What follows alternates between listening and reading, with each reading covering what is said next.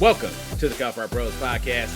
I'm your host, Terrence, and with me is your co-host, Jason, calling in from the Batcave in Indianapolis. Jason, how are you, my good man? Hey, man, you know what it is. It's another lovely day in the Cowpart Bros neighborhood. We're ready to get into it. I'm not Mr. Rogers, you're not Mr. Rogers, but guess what? It's still a beautiful day. Let's do it. Yes, sir, and it's too hot for sweaters any damn way. This is episode 73 of the Cowpart Bros podcast. For the uninitiated, Cowpart Bros is the podcast to hear. We're a weekly podcast for fans of sports, current events, and entertainment. And as always, we are your hosts, Terrence and Jason, and every single Thursday we come to you with a brand new episode where we discuss the current events of the day, sports, and the athletes we love. And even some of the athletes we love. No matter the topic, you can expect a brutally honest and fun exchange of snark while learning through the lens of our 30 years of friendship that originated in Calumet Park, Illinois. And folks, for more behind-the-scenes content, make sure you check out the Cowpart Bros on Facebook, Instagram, Twitter, YouTube, and TikTok under the handle Cowpart Bros or Cowpart Bros Podcast for more behind the scenes of the show and just engage with us every single day. But as I always say, you cannot forget that the Cowpart Bros Podcast is available to listen and subscribe for free wherever you, and I'm pointing right at you, listen to podcasts. Like us, love us, share us, follow us. And folks, if you like us, hell, why wouldn't you? And folks, like Terrence always says, we are the podcast to hear and watch. Just make sure you're living it, loving it, and doing it. Yes, sir. Kicking off the show, we're going to start with some GOAT status and some GOAT talk and commemorate one hell of a run by one Serena Williams, Jason.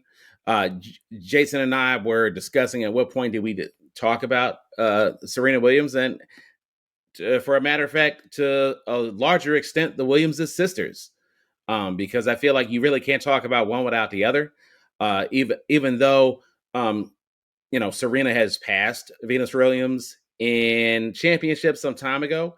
I feel like they've been such a staple of all of these Grand Slams the last 20 years, man. I really feel like I can't talk about one without the other. And what a show that Serena Williams put on her last go around at the U.S. Open, even upsetting some higher ranked opponents.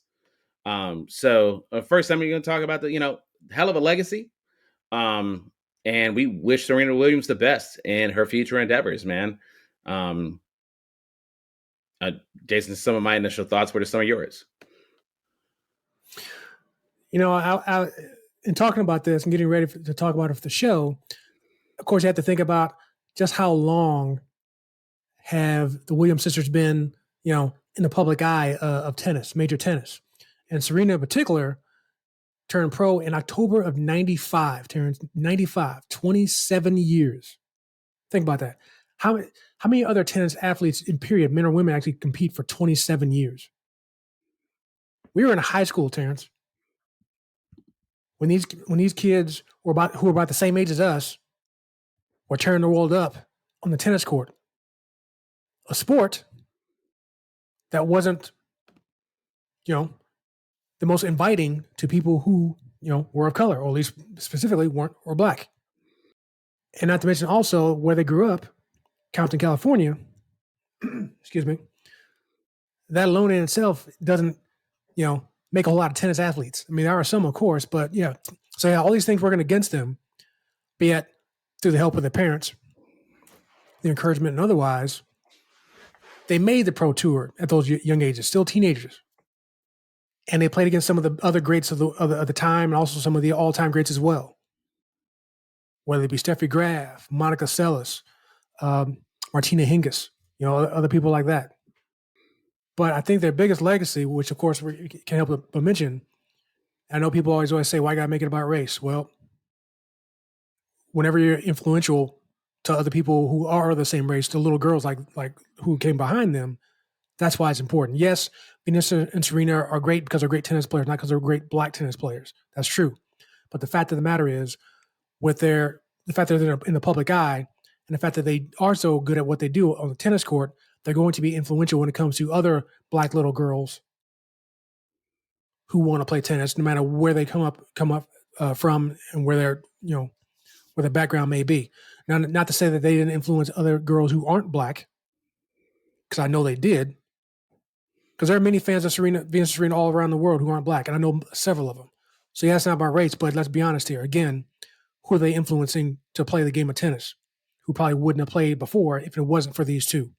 So I feel like that no matter what they did on the court, no matter what the GOAT status you can talk about, which is debatable, I know, but that's one thing that can't be denied. So again, they already been around for 27 years, so it's very possible there are people playing tennis right now because of Venus Serena. Again, they've been around 27 years. That's crazy, ridiculous. When you think about that, Terrence. 27 years. That's crazy. But those are my initial thoughts. I have a question which you may be able to answer anyway. Do you think she's the clear-cut GOAT of women's tennis? Because again, like I said, it could be debated based off stats, but I know that can go beyond that sometimes. But with that being said, what are your thoughts on that? That's a good question. I think it's some of it is subjective anyway. Of course it is. And I know there was Jason, I don't know if you heard about this. There was an Australian women's player, Margaret Court, who was basically taking this opportunity during Serena Williams's victory lap to basically say, hey, she didn't get the shine that she deserved. And basically making reference to the fact that, she admired and respected Serena, but she didn't think that Serena admired her.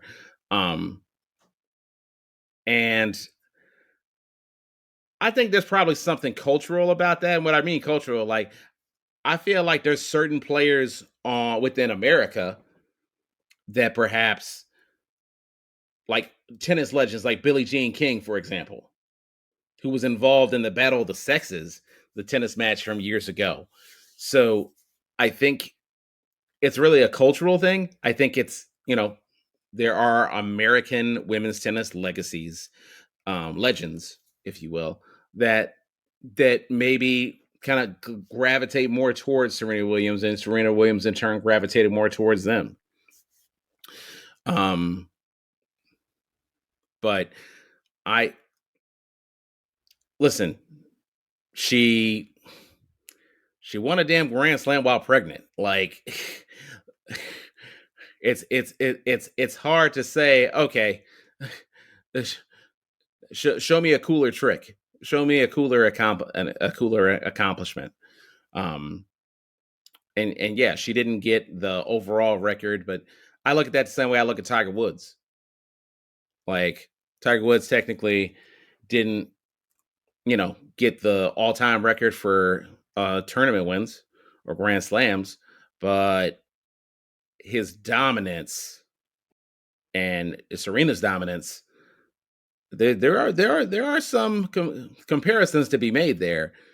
And I judge greatness off of, okay, how many people didn't get a whiff at a championship while you were at the top of your game.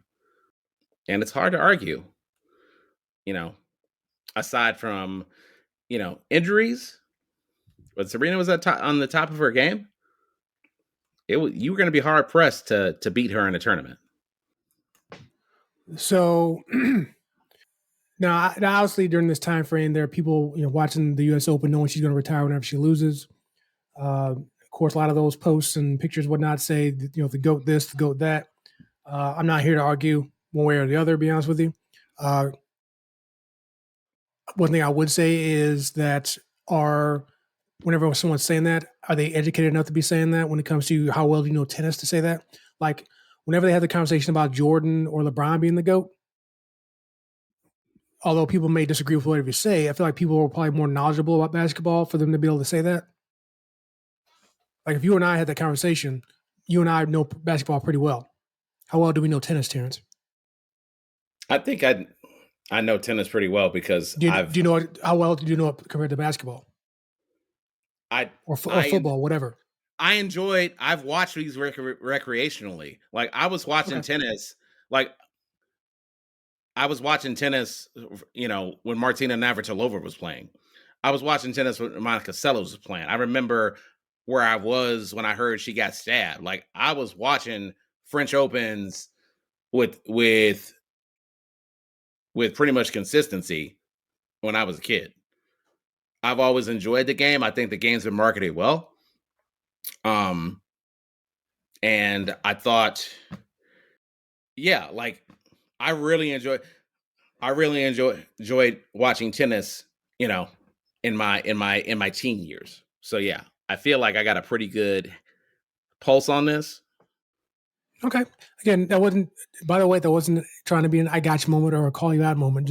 I was just really asking because it'd be like I said, a lot of people say that again, Serena's the GOAT, which may or may not be true. I'm not going one way or the other, but especially for those who didn't follow tennis back in the day, back in the 70s and 80s, yeah, you might know Martina Navratilova. You mentioned Margaret Court. Do you know anything about her? The lady that actually has more Grand Slam finals wins than Serena. I know she's mad at hell this week. That's all I know. Well, I don't know nothing about that. I didn't see nothing about it. Doesn't really matter. Um, now, I'm not sure there's a personal thing between those two. I have no clue. But yeah, Margaret Court has more Grand Slam finals, has way more wins. As far as wins wise, Serena was only like seventh. So it's kind of like, okay, what are we basing it on to say that she's the GOAT? So the only thing, like I said, say to that is if you're going to make that claim beyond what you're seeing in front of you now, know what the hell you're talking about when it comes to, okay, this is why she's the GOAT over this person, over that person.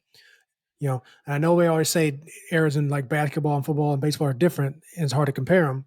Well, is this any different? You know, like I said, Margaret Court has 129 wins, which is about more than 40 more than Serena, despite the fact that Serena's been around for 27 years and Margaret Court's only playing for 17. Now, again, I'm sure people can make, and I'm sure it's been made about the eras are different, not as many good players back then. Guess what? I don't know because I'm not a tennis expert. And that's why I say I'm not very comfortable saying who's a GOAT or who's not in tennis. Now, definitely Serena has to be in the conversation, honestly, because of the fact, again, the Grand Slam total, she's one behind Margaret Court. So just my thought on that. But one last question, for me at least, for now.